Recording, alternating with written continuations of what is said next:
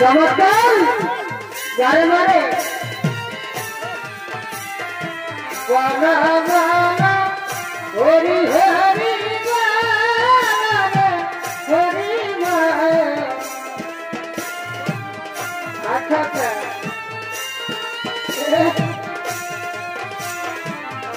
सोना बंधु रे तुनी कोथाई गईरा रे आवा सोना बंधु रे तुनी कोथाई गईरा रे তোমায় আমি দিনে রাইতে তোমায় আমি দিনে রাইতে পূজা করি রে আমার সোনা বন্ধু রে তুমি কোথায় গইলা রে আমার সোনা বন্ধু রে তুমি কোথায় গইলা রে প্রথম দেখার বন্ধু কথা দিয়েছি প্রথম দেখার বন্ধু কথা দিয়েছি ভুলিব না তোমাকে ভুলিব না তোমাকে এ জীবন গেলে আমার সোনা বন্ধু রে তুমি কোথায় গইলা রে আমার সোনা বন্ধু রে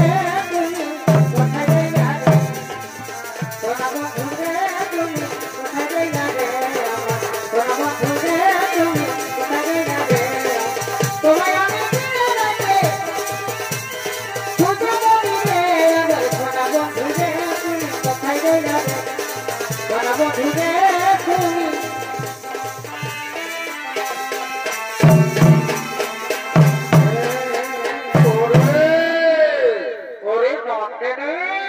তুই আমার গোয়ালে থাক ততক্ষণে আমি কিছু খাবার জোগাড় করে নিয়ে আসছি তুই আমার গোয়ালে থাক কোথাও যাস না কেন আমি এক্ষুনি আসবো আমি এক্ষুনি আসবো আমি এক্ষুনি আসবো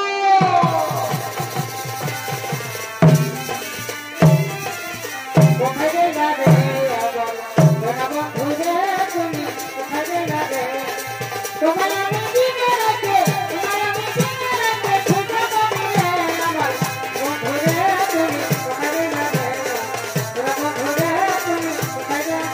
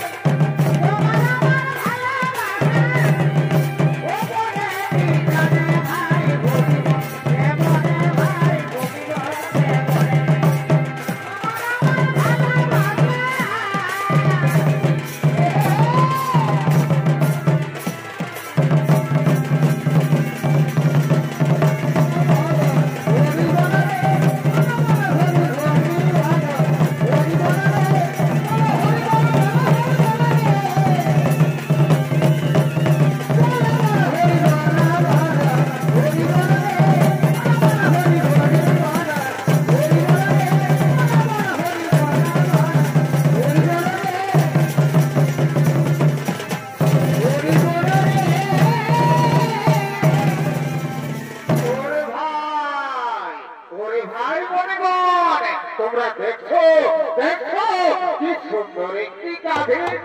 আরে ভাই সত্যি এই তো গাভীটি তো খুব সুন্দর। আরে ভাই শোন শোন শোন শোন শোন, তোরা জানিস না এই গাভী হলো স্বর্গীয় গাভী সুরভির কন্যা। দেবতাগণ মহামণি বৈশিষ্ট্যকে দুগ্ধ পান করার জন্য দিয়েছে। এই গাভীর দুগ্ধের এমনই গুণ, যদি মর্তবাসী একবার পান করে তাহলে 100 বছর পর্যন্ত তাদের পরমাও বৃদ্ধি পায়। এই গাভীর গুণমান শুনে প্রভাত রেখে রেখে ছুটতে ছুটতে আসছে।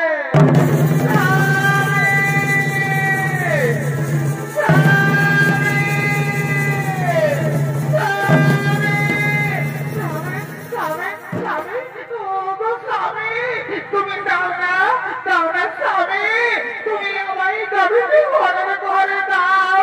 এই গাভীটি আমার ভীষণ প্রয়োজন। আমি আমার প্রিয় বান্ধবীকে এই গাভীটি উপহার দেব। দাও দাও স্বামী দাও, তুমি আমায় গাভীটি হরণ করে দাও। না প্রিয় না, এই গাভী আমি হরণ করতে পারবো না। তাছাড়া আমরা মনে ঋষিগণ এই গাভী হরণ করে আমরা কি করবো? তুমি জানো না ওই মর্তলোকে ঈশ্বরের কন্যা সিদ্ধবতী আমার প্রিয় বান্ধবী, এই গাভীকে আমি তাকে উপহার দেব। দাও দাও স্বামী দাও, তুমি আমার এই গাভীটি হরণ করে দাও। ওরে ভাই মনিগণ তোমরা বলো আমি এখন কি করবো? শোনো প্রভাত রেখে তুমি কি করবে সেটা আমরা বলতে পারবো না, তবে এটা আমরা বলতে পারি এই গাভী যদি তুমি হরণ করো তাহলে মহামণি বৈশিষ্ট্য আমাদের কাউকেই ছাড়বে না। স্বামী স্বামী গো দাও না স্বামী দাও, তুমি আমার এই গাভীটি হরণ করে দাও। এই গাভীটি আমার ভীষণ প্রয়োজন। আমি আমার প্রিয় বান্ধবীকে এই গাভীটি উপহার দেব। দাও স্বামী দাও, তুমি আমার এই গাভীটি হরণ করে দাও। ওরে ভাই মনিগণ তোমরা একটু দাঁড়াও, আমি এক্ষুনি গাভী হরণ করে যাচ্ছি।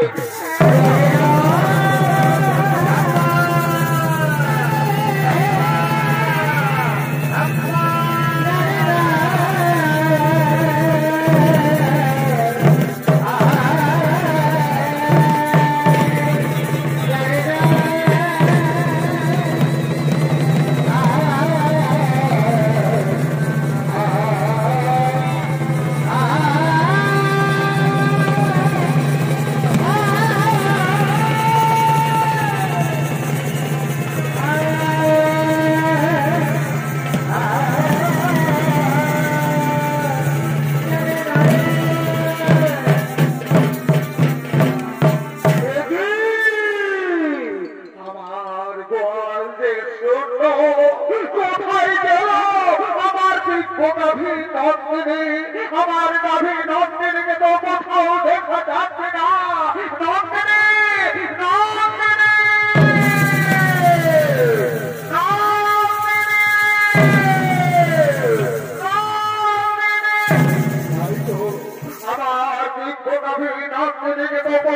দেখা গেল না, তাহলে আমার গাভীকে নিশ্চয়ই কেউ হরণ করে নিয়ে গেছে।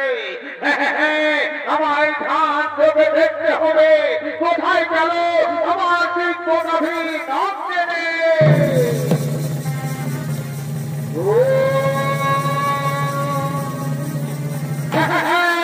বুঝতে পেরেছি, 8 বছর তোমরা এসেছিলে আমার অতি মনোরম আশ্রম দর্শন করার জন্য। তোমরা আমার দিব্য গাভী নন্দিনীকে হরণ করে নিয়ে গেছো মর্তলোকে। যাও, আমি তোমাদের অভিশাপ দিচ্ছি, মর্তলোকে মানব বলে জন্ম নেবে তোমরা।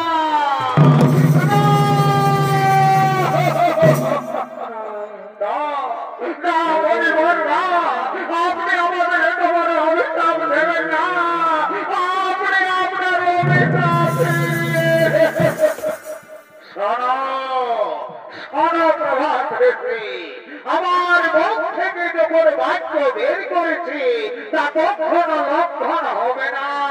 তার কলমে মানব কুলে তোমাদের জন্ম নিতেই হবে। ও পরিবার, আপনি যখন আমাদের তোমার অভিশাপ পেয়েছেন, আপনি আমাদের মুক্তির উপায় বলেন। প্রভাত রেখে যাও, আর কলমে দেবী গঙ্গার গর্ভে মহারাজ শান্তনুর রসে জন্ম নেবে তোমরা। আর বাকি 60 জন ঋষি যারা তোমার সঙ্গে ছিল তাদের অপরাধ একটু কম, তাই তারা জন্মের পরে ভক্তি লাভ করে ফিরে আসবেই করবে। আর যেহেতু তুমি তোমার স্ত্রীর কোথায় আমার দিব্য কবি নন্দিনীকে হরণ করে নিয়ে গেছো ঘর বলবে, সে কারণে তোমাকে তারা জন্মে দাঁড়াতে হবে ঘর বলবে। জন্মের সময় তোমার নাম হবে দেবব্রত, পরে পরে তুমি বিদর প্রতিজ্ঞা করার ফলে তোমার নাম হবে ভীষ্ম। আমার আশীর্বাদ, আমার অভিশাপ।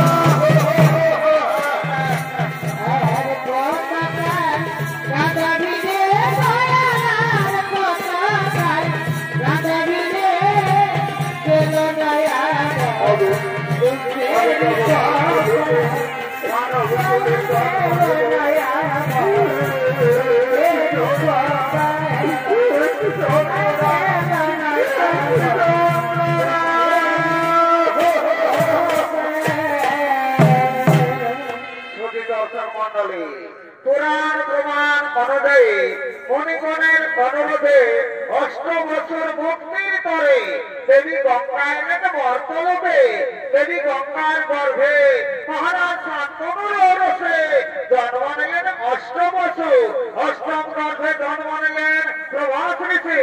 জন্মের সময় তার নাম হয় দেবব্রত, পরে তিনি ভীষণ প্রতিজ্ঞা করার ফলে তার নাম হয় ভীষ্ম।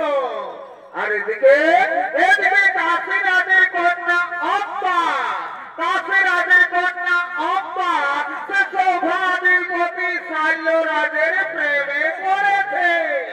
তাই সৌভাধিপতি শাল্য রাজ অম্বার সঙ্গে দেখা করার জন্য চলেছে নির্জনে।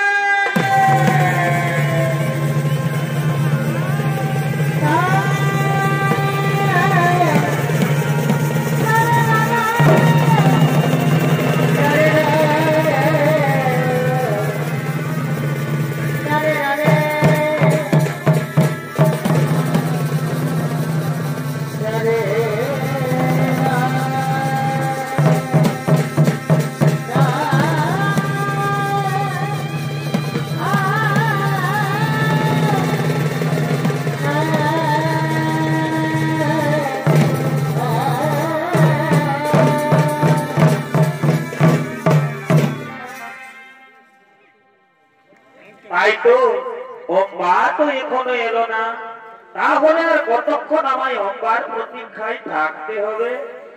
এসেছি, আমি এসেছি গোপাল। এই কি অম্বা, তুমি এত দেরি করে কেন এলে অম্বা? অম্বা তুমি কি বলতে পারো আর কতদিন আমাদের এইভাবে লুকিয়ে লুকিয়ে প্রেম করতে হবে? আর আমাদের এইভাবে লুকিয়ে লুকিয়ে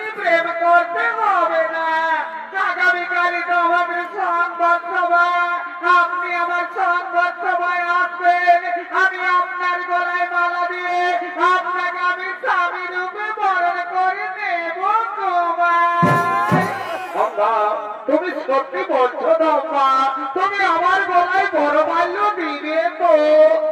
কুমারী, তার সঙ্গে আমার এতদিন থেকে ভালোবাসা, আমি তাকে ছাড়া কি আর অন্য কোনো পুরুষের গলায় মালা দিতে পারি কুমারী?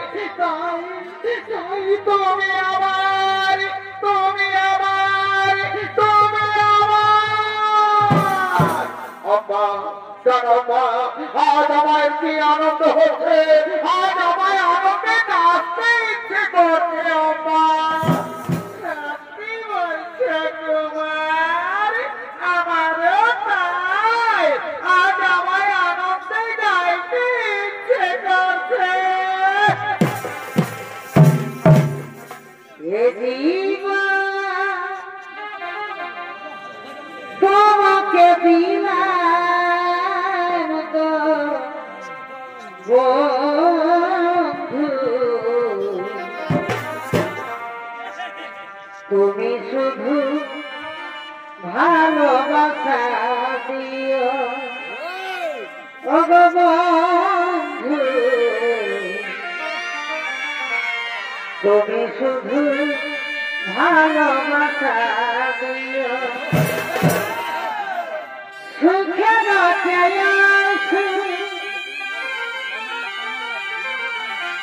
তুমি যে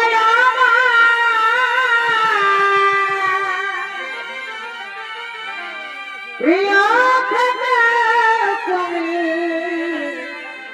যে প্রিয়, তুমি শুধু ভালোবাসা দিও বন্ধু, তুমি শুধু ভালোবাসা দিও।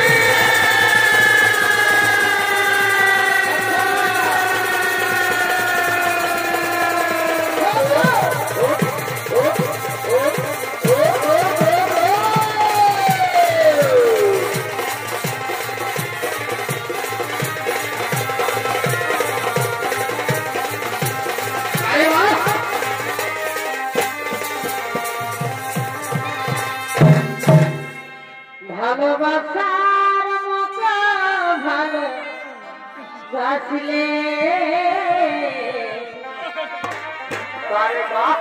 তার কি গো ভোলা যায়? ভালোবাসার মতো ভালোবাসলে তার কি গো ভোলা যায়? ক্ষণিকের ভুলে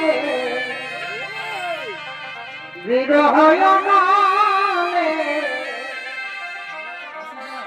মন থেকে কি পারে মোছা যায়?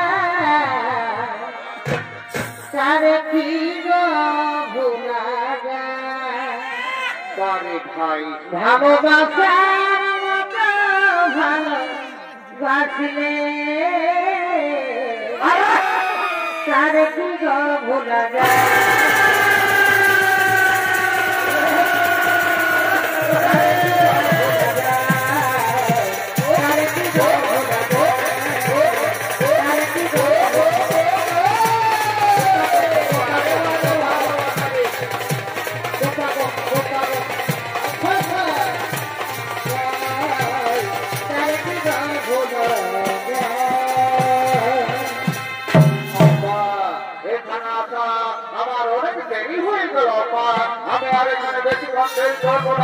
আমার তাড়াতাড়ি রাজ্য ভাই পেতে হবে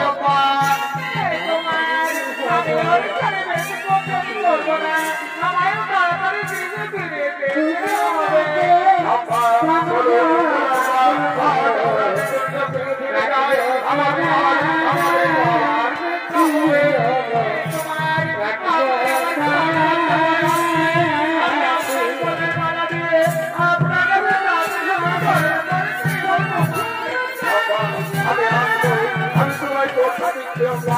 আমি তোমার খারাপ করতে পারি, অবশ্যই আসবো, অবশ্যই আসবো, অবশ্যই আসবো, অবশ্যই আসবো।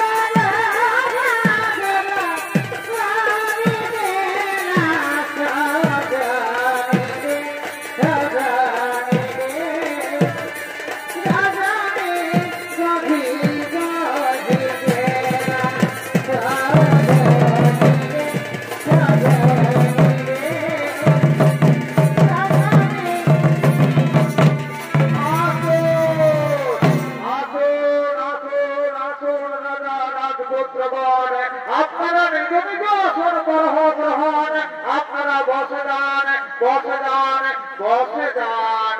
আজ আমি আমার 3 কন্যার করেছি সংবর সভার আয়োজন। এক্ষুনি আমার 3 কন্যা করবে এই সংবর সভায় আগমন। তারা নিজ নিজ মনোমত প্রতি করিবে বরণ। আপনারা বসে যান, বসে যান, বসে যান।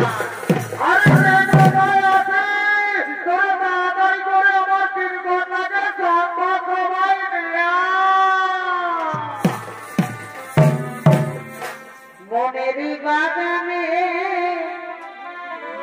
ফুটিল ফুল রে, রসিক ভ্রমণ আইল না, ফুলের মধু খাইল না।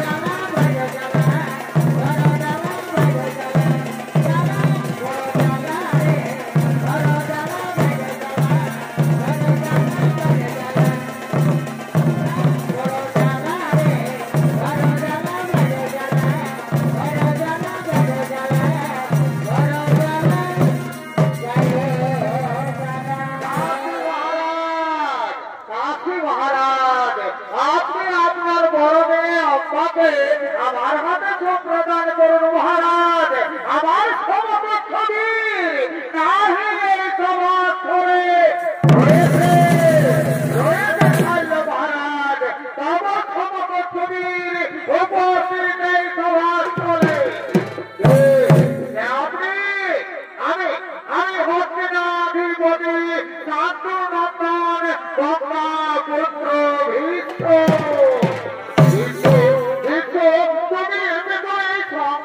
ভাই আরে আরে আরে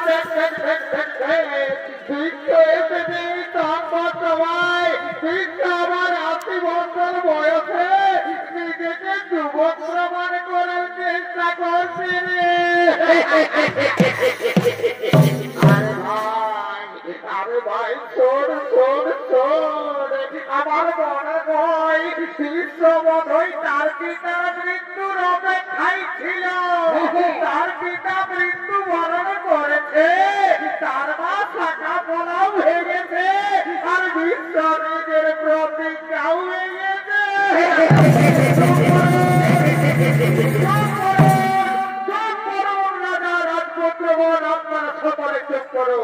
আমি নিজে বিয়ে করার জন্য এই সংকট সময় আসেনি আমি এই সংকট সময় এসেছে নির্বাচনকে হরণ করে নিয়ে দেবো হকিরা রাজপ্রাসাদে আমি আমার ভাই বিচিত্র বীরদের রানী বানাবো বাধা হয়েছে যদি ভাগে গেল করতে তাহলে এই সংকট সময় থেকে আমার নির্বাচনকে করবে হরণ তাহলে ধরো আমি তোমার তাই হোক রাজা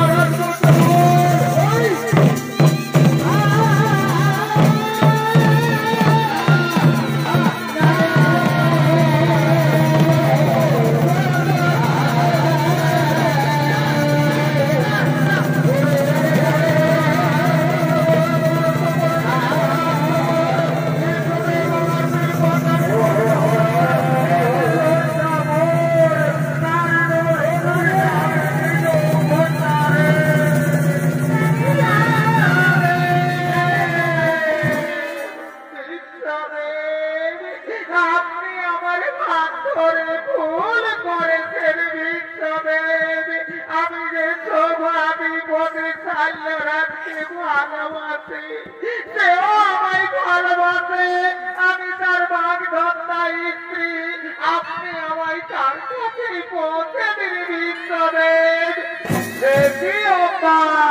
এই কথা তুমি আগে বলনি কেন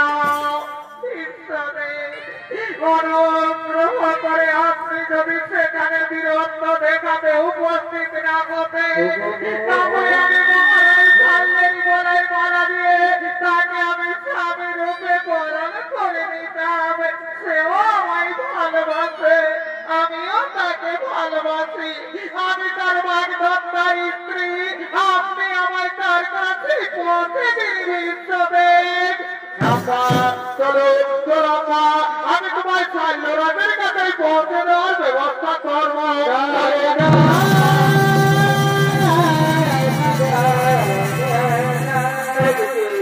এদিকে সাইন্য মহারাজ পিতা রাজপ্রাসাদে বসে রাজকার্য পর্যালোচনা করছে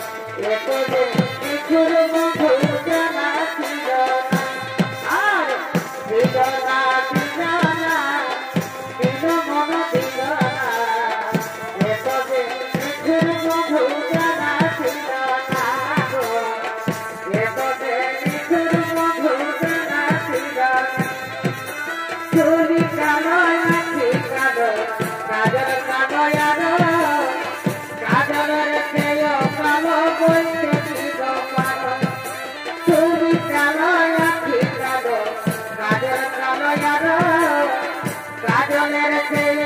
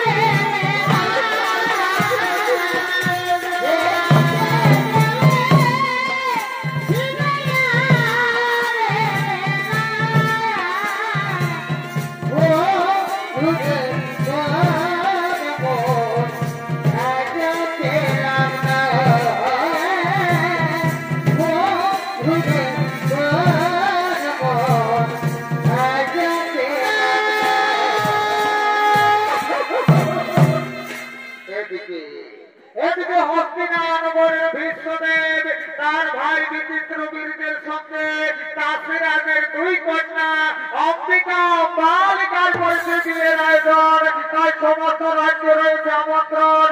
রাজ্যবাসীগণ মহা আনন্দে নিত্যদিন করতে করতে রাজবাড়ির দিকে করছে আগমন।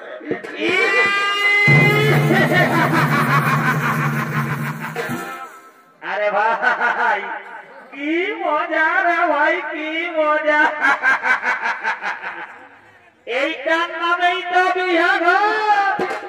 যত পারবি ফুর্তি কর। বিয়া ঘরে ঘর রাজা ঘরেই হোক আর গরিব ঘরেই হোক, রঙিন আর এই সাদা এগুলা চলবে। ডিজে বাজবে আর নাচ খেলেও হবে। এই কালিন্দি বাবুরা আয় আয়, তাড়াতাড়ি করে আয়, নগরটা বাইরে যাই। আচ্ছা বুঝতে পারিছি, মানে একটা গান ধরতে হবে, তাই তো? ঠিক আছে, গানটা ধরছি বাবুরা। গানের তালে তালে তোরা বাজনাটাকে নিয়ে আয়।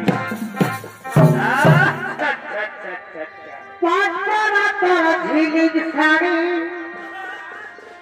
টানা গাই তুলি খেলো এ বিমলার মা।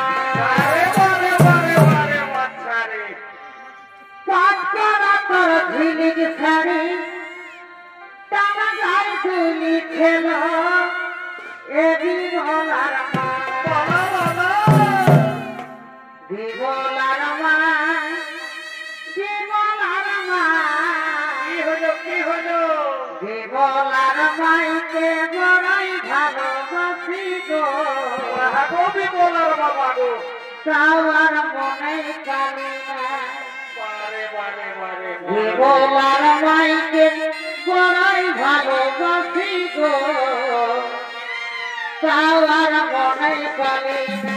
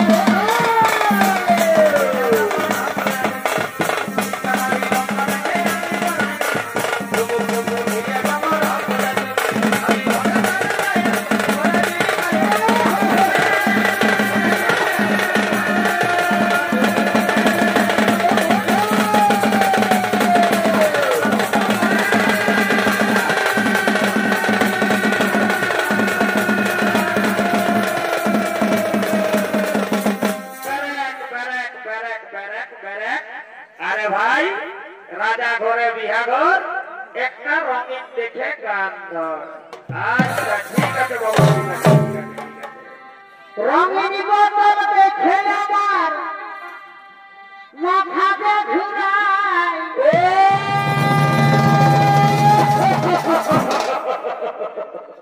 আরে ভাই, রঙিন মালটা হচ্ছে বিদেশি মাল, বুঝলিস না? ওই মালটা ঢুকিয়ে দিতে দিতে না আমাকে শ্রদ্ধা করে দেয়। রঙিন বদল দেখে আমার মাথাতে ঘুরায়। আর দিল সেটা কানে দিলে বলার কিছু।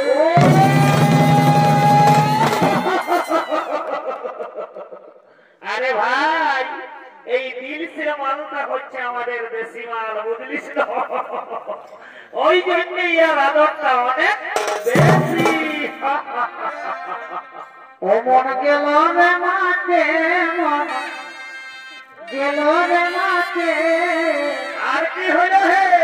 নাচে নুচে থাকে দিব আজ রাতে,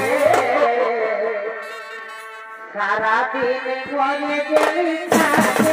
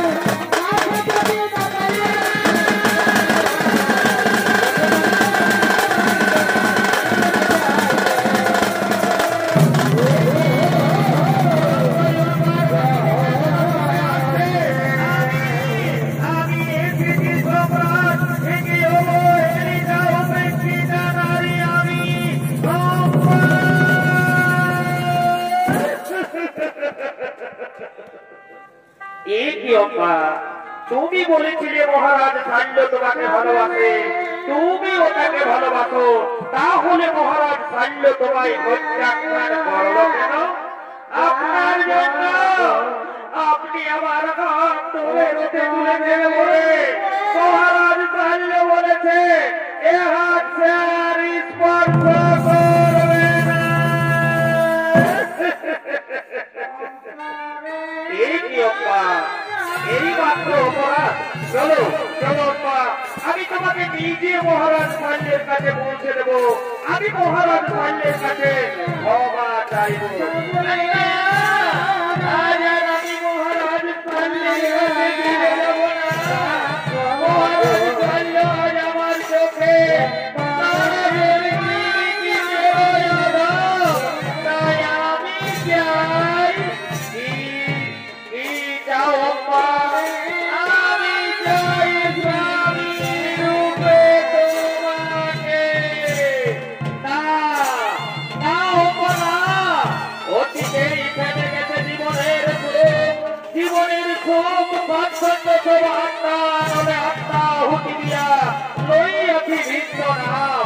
পূর্বেই প্রতিজ্ঞা করিয়াছি আমি জীবনে কখনো বিয়ে করব না।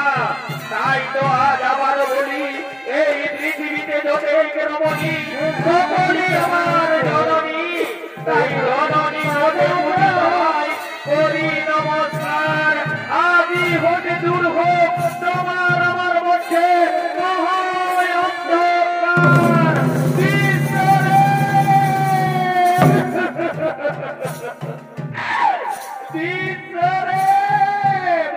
মানিব না আমি লইব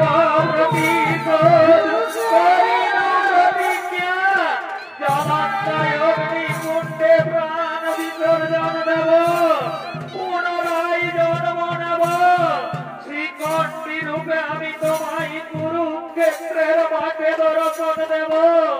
আর সেদিন হব আমি তোমার মৃত্যুর কারণ। তুমি মানে মানে জর্জরিত হয়ে যন্ত্রণায় চটপট করতে করতে সরসজ্জায় লুটিয়ে পড়বে, কিন্তু মৃত্যু হবে না তোমার, দিলে দিলে মরবে তুমি। এ হলো অম্বারি অভিশাপ, দিলে দিলে মরবে তুমি। এ হলো অম্বারি অভিশাপ, দিলে দিলে মরবে তুমি। এ হলো অম্বারি অভিশাপ। না না অম্বা না, তথাপি ভাবিবে না প্রভু এই বিশ্বের প্রতিজ্ঞা, তথাপি ভাবিবে না প্রভু বিশ্বের